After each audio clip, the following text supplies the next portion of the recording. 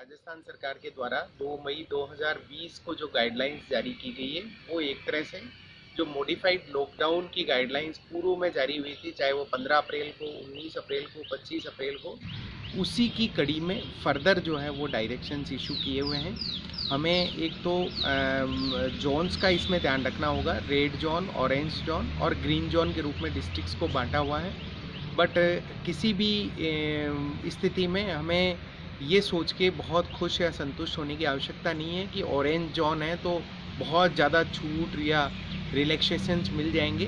Sikar district के perspective में ही मैं बात करूँगा, जो भी रेस्ट्रिक्शंस या रिलैक्सेशंस हैं। और इसके अलावा जब हम दूसरे डिस्ट्रिक्ट में जाते हैं तो वहाँ उस डिस्ट्रिक्ट की गाइडलाइंस लागू हो जाती है तत्काल, इसलिए इसको हम जनरलाइज कतई नहीं करें।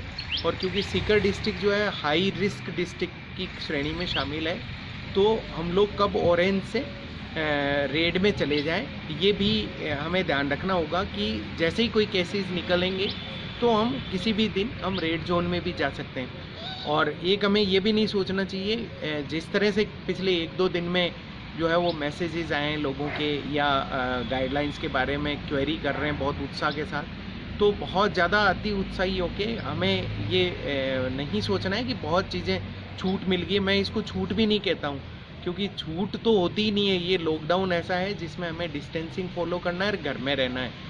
मुझे तो ये लगता है कि जो रिलैक्सेशन दिया है, चाहे शॉप्स के मामले में, इंडस्ट्री में, वो भी छूट की बजाय वो एक ड्यूटी है उनकी कि हम जैसे ड्यूटी कर रहे हैं उसी तरह से वो एसेंशियल सर्विसेज को बनाए रखने के लिए एक ड्यूटी करते हैं। तो उसमें हमें ध्यान रखना होगा।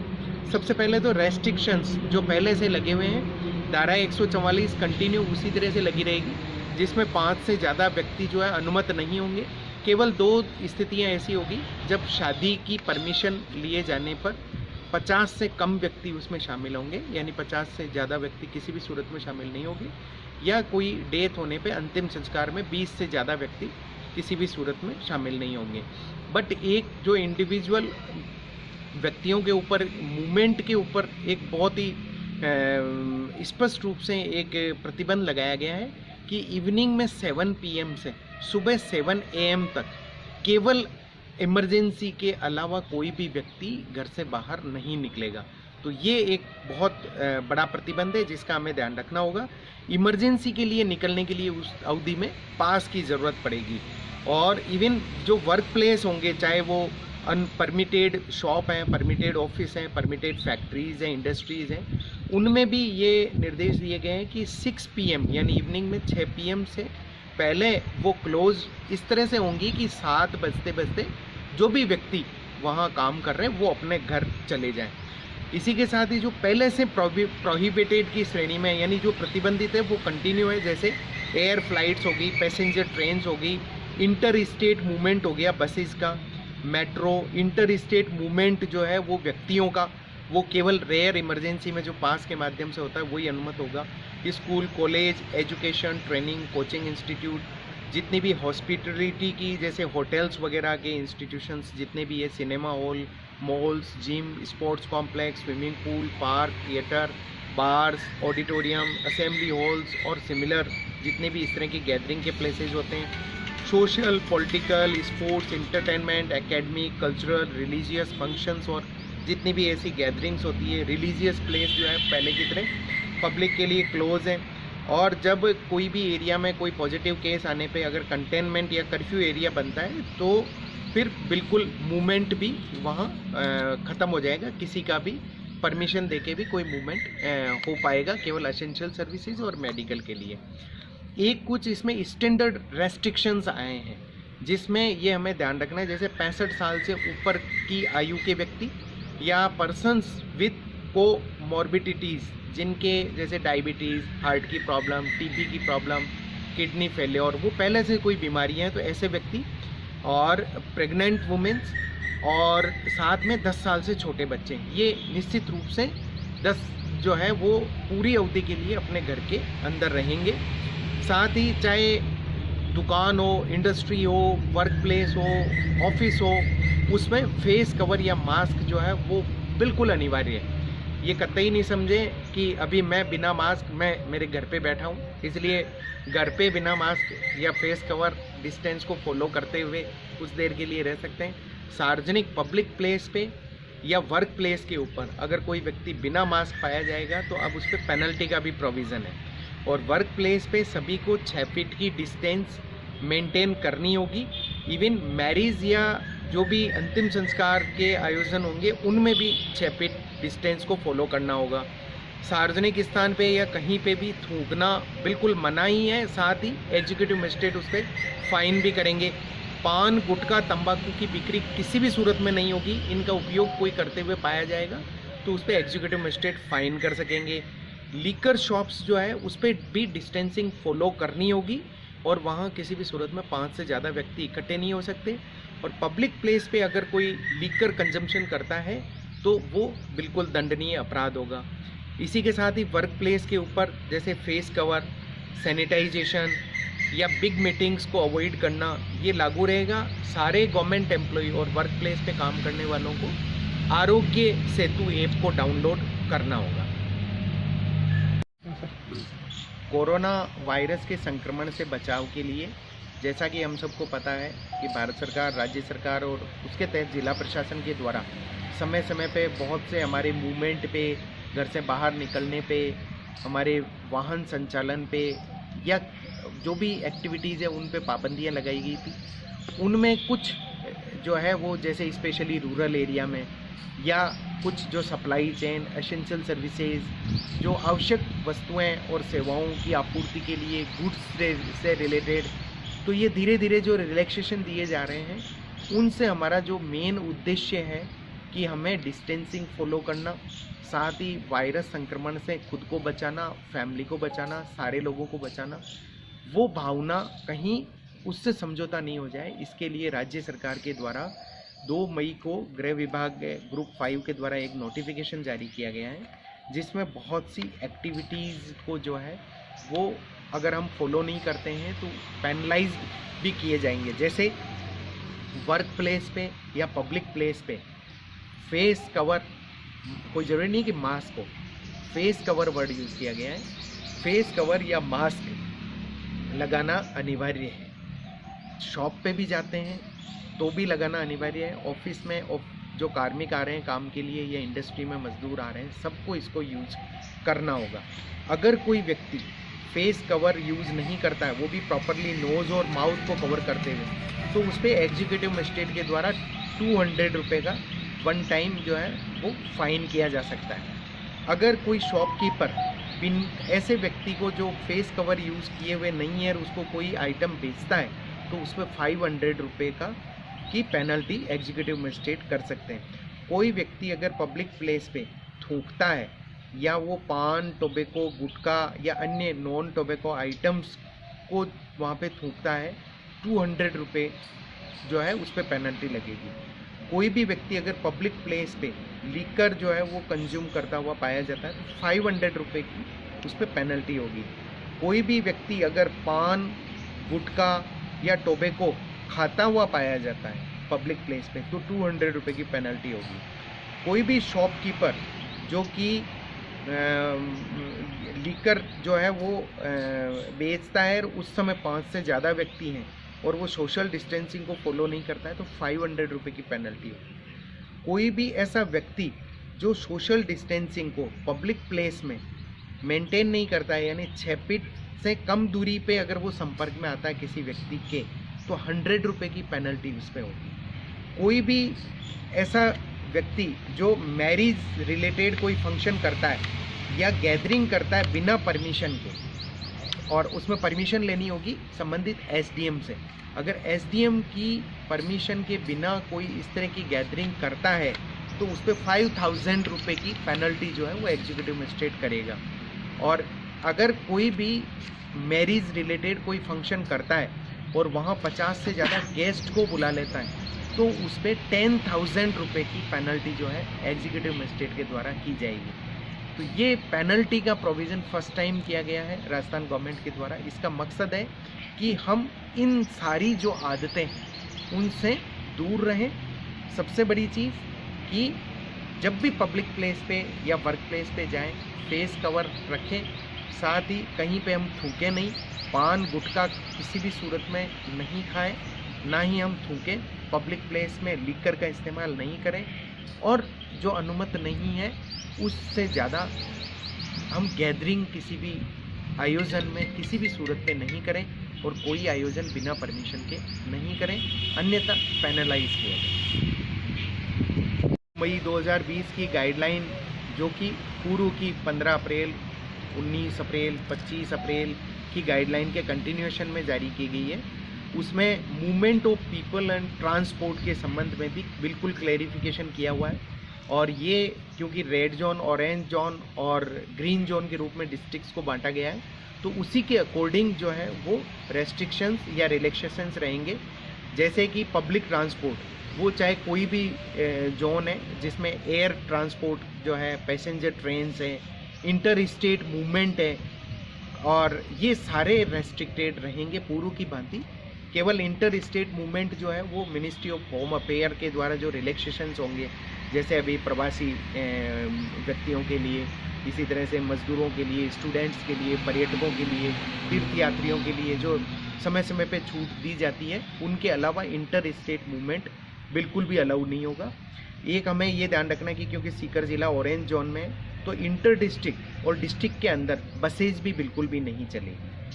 अब रेड जोन के डिस्ट्रिक्ट और ऑरेंज जोन के डिस्ट्रिक्ट में ये अंतर किया गया है कि हमारा डिस्ट्रिक्ट क्योंकि ऑरेंज जोन में है, तो परमिटेड सर्विसेज के लिए cycle rickshaw, auto rickshaw, taxi, cab ये अलाउड की हुई है। लेकिन फॉर परमिटेड एक्टिविटीज़ ये हमें देखना होगा कि कौन सी एक्टिविटी के लिए व्यक्ति जा रहा है, और उसी एरिया में, जिस एरिया में वो परमिटेड एक्टिविटी कर रहा है। ऐसा नहीं है कि परमिटेड एक्टिविटी सीकर में और वो व्हीकल को लेके नीम का थाना में या लक्ष्मणगढ़ में घूम रहा है, तो वो अनुमत नहीं होगा।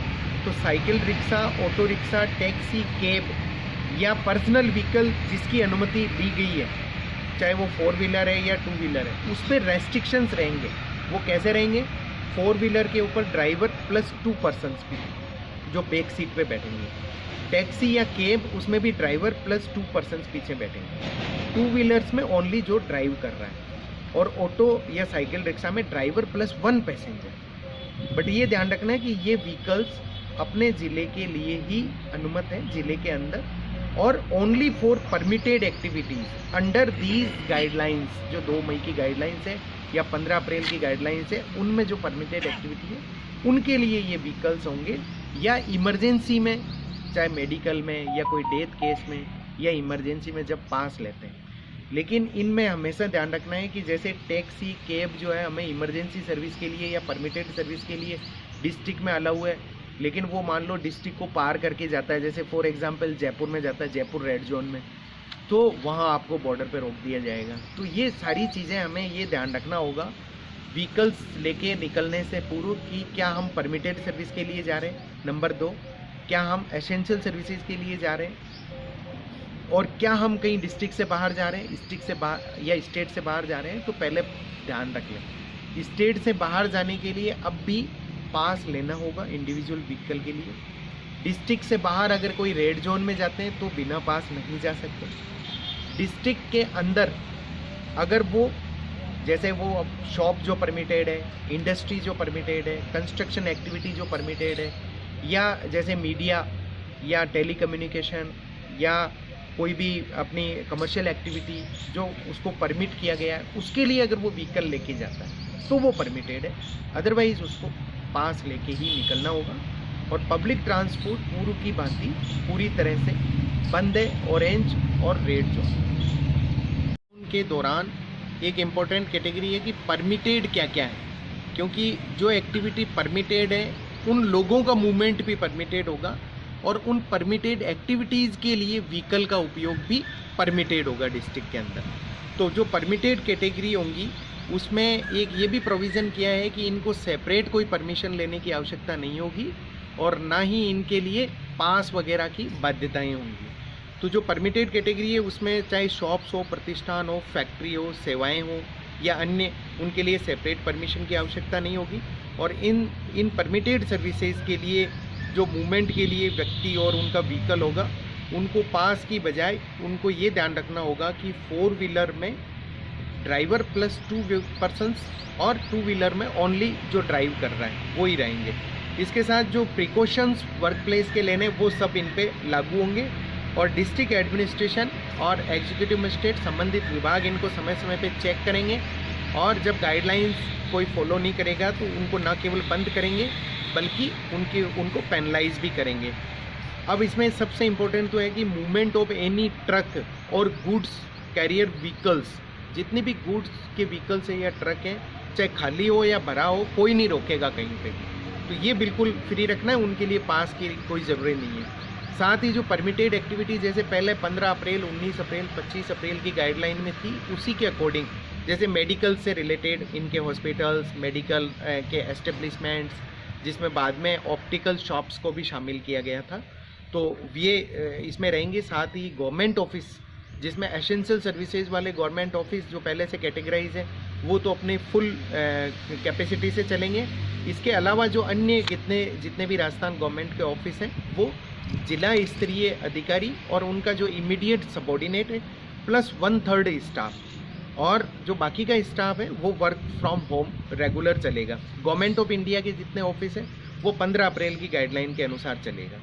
अब सबसे इम्पोर्टेंट इसमें आती है कि शॉप्स में 15 अप्रैल, 19 अप्रैल और 25 अप्रैल की गाइडलाइन जो है वो कंटिन्यू लागू रहेगी। और उसी की कड़ी में ये कहा गया है कि जैसे पहले chemist, medical, grocery, provision shops, fruit, vegetables, milk, dairy, eggs, meat, chicken, fish, animal, cattle feed से related, agri related, spare parts के सेल, रिपेयर से संबंधित और होम डिलीवरी फूड की शॉप्स, वर्कशॉप, जितने भी ट्रक रिपेयर वाले हैं जो हाईवे के ऊपर है, टायर या पंचर के रिपेयर वाले हाईवे के जो ढाबे हैं, ये सारी जो शॉप्स हैं वो पहले भी 15/4 में भी अनुमति की गई थी, वो कंटिन्यू रहेगी। उसके बाद एक संशोधन आया था 19 और 25 को, जिसमें ये कहा गया था कि ऐसी शॉप्स अर्बन एरिया में यानी म्यूनसिपल एरिया के अंदर जो नेबरहुड की शॉप्स मानी जाती है, यानी जिसको अपन कहते हैं कि रेजिडेंशियल जो गली होती है उसमें नुक्कड़ की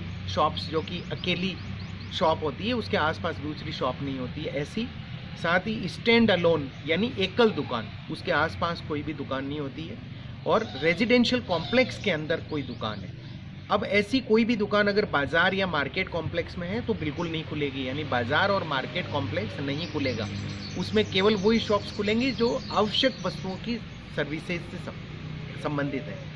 इसी के साथ ही पहले ये रिलैक्सेशन दिया गया था कि स्टूडेंट्स की जो बुक्स की शॉप्स हैं वो, उनमें भी ज़्यादातर को ये कोशिश करनी है कि वो होम डिलीवरी करें, जिसके लिए हम लोग भी उनका सहयोग कर रहे हैं। इलेक्ट्रिक फैंस की जो एक्सक्लूसिव शॉप्स हैं और प्रीपेड मोबाइल रिचार्ज के जो आउटलेट्स हैं, इसमें क्लियर रखें जो आउटलेट्स हैं। तो अर्बन एरिया में तो इस तरह की शॉप्स, यानी जो पूर्व में 15/4, 19/4, 25/4 के द्वारा अनुमत है, जो एसेंशियल सर्विसेज से संबंधित है, और या ऐसी शॉप्स हैं जो नेबरहुड शॉप्स हैं, स्टैंड अलोन है, या रेजिडेंशियल कॉम्प्लेक्स में, या स्टूडेंट्स की बुक से संबंधित है, इलेक्ट्रिक फैन से संबंधित है, प्रीपेड मोबाइल रिचार्ज के आउटलेट्स हैं। ये रहेगा अर्बन में, तो म्यूनसिपल लिमिट्स में। रूरल एरिया में ऑल शॉप्स जो शॉप्स एंड एस्टेब्लिशमेंट एक्ट में रजिस्टर्ड है और जो प्रोडक्ट के सेल परचेज से संबंधित है, यानी वो सर्विसेज से रिलेटेड नहीं होनी चाहिए, क्योंकि बहुत से जो ऐसे इंस्टीट्यूशन है जो शॉप्स और के रूप में रजिस्टर्ड होते हैं, जो भोजनालय, रेस्टोरेंट होते हैं, सैलून, पार्लर होते हैं, शॉपिंग कॉम्प्लेक्स होते हैं, बट वो नहीं खुलेंगे क्योंकि वो सर्विसेज में आते हैं। तो रेस्टोरेंट, भोजनालय, सैलून, पार्लर, शॉपिंग कॉम्प्लेक्स नहीं खुलेंगे। साथ ही नाई की दुकान, स्पा, सैलून, ये भी अभी अलाउ नहीं किए गए, ये क्लियर रखें। और ऐसी जो परमिटेड शॉप्स हैं उनमें मास्क अनिवार्य है, शॉपकीपर के लिए भी और जो व्यक्ति वहाँ सामान खरीदने के लिए आते हैं। और इसी तरह से शॉप पे एट ए टाइम 2 से ज़्यादा व्यक्ति अलाउड नहीं होंगे। सेम इसी तरह से इंडस्ट्री के लिए भी 15 अप्रैल और 19 अप्रैल, 25 अप्रैल की गाइडलाइन जो है उसके अनुसार बहुत से जो है वो रिलैक्सेशन किए गए थे। उसमें बिल्कुल क्लियर रहें कि इंडस्ट्री में जब अर्बन की बात आती है, यानी म्यूनसिपल लिमिट्स की बात आती है, तो उसमें जो एक तो एसेंशियल प्रोडक्ट्स की जो इंडस्ट्रीज़ हैं, जैसे drugs, medical, food, oil mills, rice mills, आटा, दाल, चक्की, कंटिन्यूस प्रोसेस वाली हैं, या सप्लाई चेन को मेंटेन करने वाली इंडस्ट्री है, mining, chemicals, farm machinery, fertiliser, pesticide, seeds, poultry, cattle feed या पैकेजिंग से संबंधित है, या ऐसी सारी जो यूनिट्स जो इंडस्ट्रियल एरिया में, चाहे वो रिको का हो या प्राइवेट हो, उसके अंदर, लेकिन उसकी सारी वो गाइडलाइंस हमें फॉलो करनी होगी, डिस्टेंसिंग की, सैनिटाइजेशन की, लेबर को बाहर से नहीं लानी है, वन टाइम बाहर लानी है, और इसी तरह की अन्य जो इंडस्ट्री पैकेजिंग और सप्लाई चेन रिलेटेड से संबंधित है। तो ये तो होगी अर्बन एरिया में। और रूरल एरिया में ऑल इंडस्ट्रीज़, उसमें बिल्कुल कोई कैटेगरी नहीं है। रूरल एरिया में जितनी भी इंडस्ट्रीज़ है जो म्यूनसिपल एरिया से बाहर की हैं वो सारी अलाउड होंगी, बट उनको गाइडलाइंस फॉलो कर रहे हैं कि नहीं, ये संबंधित डिपार्टमेंट भी चेक करते रहेंगे, एग्जीक्यूटिव मजिस्ट्रेट भी चेक करते रहेंगे। ऐसे रूरल एरिया की जो जितनी भी इंडस्ट्रीज़ है उसमें लेबर को रहने भोजन करने की फैसिलिटी विद डिस्टेंसिंग, उनकी शिफ्ट वगैरह, जो भी लंच ब्रेक्स रखने हैं, वो नॉर्म्स जो पहले के हैं उसको एग्जैक्टली फॉलो करना है। साथ ही जो कंस्ट्रक्शन एक्टिविटीज़ है उसके बारे में भी क्वेरीज आती है, उसमें ये क्लियर किया गया है कि अर्बन एरिया में पहले की तरह जो 15 अप्रैल 2020 की गाइडलाइन है जिसमें ये कहा गया कि एक तो जो भी मेडिकल इंफ्रास्ट्रक्चर से रिलेटेड अगर अर्बन एरिया में कोई काम हो रहे हैं वो कंटिन्यू हो रहेंगे। सेकंड, अर्बन एरिया में ऐसी कंस्ट्रक्शन साइट्स जहां ऑन साइट लेबरर्स उपलब्ध हैं, यानी कि बाहर से कोई लेबरर नहीं आते हैं, ऑन साइट उपलब्ध है, उन पे जो है वो ये परमिट किया जाएगा कंस्ट्रक्शन एक्टिविटीज़ में। बट रूरल एरिया में पहले कुछ कैटेगरीज में दी थी, जैसे मनरेगा में, इरिगेशंस में, एनर्जी में, और जो भी मेडिकल इंफ्रास्ट्रक्चर है। बट अब रूरल एरिया में जितनी भी कंस्ट्रक्शन एक्टिविटीज़ हैं वो अलाउ कर दी गई, यानी जैसे इंडस्ट्रीज़ रूरल में पूरी अलाउड है उसी तरह से कंस्ट्रक्शन एक्टिविटीज़ भी, यानी नगर निकायों से बाहर के एरिया में रूरल में अलाउड रहेंगी। अगर इंटर डिस्ट्रिक्ट कोई ट्रांसपोर्टेशन करना है लेबर का कंस्ट्रक्शन के लिए, तो उसमें जो वर्क साइट है उस ज़िले के डिस्ट्रिक्ट मजिस्ट्रेट को आवेदन किया जाकर उसके लिए स्पेशल परमिशन के आधार पे दूसरे ज़िले से भी लेबर को लाया जा सकेगा। एक जैसे गवर्नमेंट ऑफिसेज के लिए पूर्व में था कि एसेंशियल सर्विसेज वाले अलाउड रहेंगे, अन्य दफ्तर जो है वो 1/3 स्टाफ के साथ चलेंगे। अब प्राइवेट ऑफिसेज के लिए भी ये किया गया है कि प्राइवेट ऑफिस भी अपनी 1/3 स्ट्रेंथ के साथ चलेंगे, बट ये ध्यान रखना है कि प्राइवेट वो ऑफिस की कैटेगरी में आता है। इसके अलावा जितने भी डायरेक्शंस हैं, चाहे वो सर्विसेज के बारे में, home delivery, e commerce, courier services, जो एसेंशियल गुड्स के लिए कर रहे हैं, home delivery, e commerce, courier services for essential goods और सर्विसेज, ये ध्यान रखना है। इनके लिए पहले की तरह वो परमिटेड रहेगा। इसी तरह से utility services, electrician, plumber, IT repair, carpenter, laundry, ये पहले की तरह परमिटेड रहेंगे। प्राइवेट सिक्योरिटीज़, इसी तरह से कमर्शियल एक्टिविटीज़ जिसमें बैंक, इंश्योरेंस, एटीएम्स, बाद में उसमें कोऑपरेटिव के इंस्टीट्यूट भी शामिल कर दिए गए। मीडिया पहले की तरह परमिटेड रहेगा। आईटी, टेलीकम्युनिकेशन सर्विसेज वाले पहले से परमिटेड हैं, उसी तरह रहेंगे। पेट्रोल पंप, एलपीजी, इन और इसी तरह से ऑफिस और गोडाउन जो ट्रांसपोर्टेशन सर्विसेज के लिए हैं वो पहले की तरह रहेंगे। पावर जनरेशन के इंस्टीट्यूट्स, वेयर हाउस, गोडाउंस, इसी तरह से एग्रीकल्चर, हॉर्टिकल्चर और इनकी एलाइड एक्टिविटीज़ वो पहले की तरह पूरी परमिटेड है। सोशल सेक्टर्स जिसमें ये हॉस्टल्स होते हैं, अनाथ आश्रम होते हैं, वृद्धाश्रम, या जो भी हमारे दिव्यांग हैं या जो मानसिक रूप से विमंदित व्यक्ति हैं, उनके लिए जितने भी सोशल सेक्टर के ऑर्गेनाइजेशन है वो या इंस्टीट्यूट है वो ऑलरेडी परमिटेड है। माइनिंग एक्टिविटीज़ वो ऑलरेडी परमिटेड है।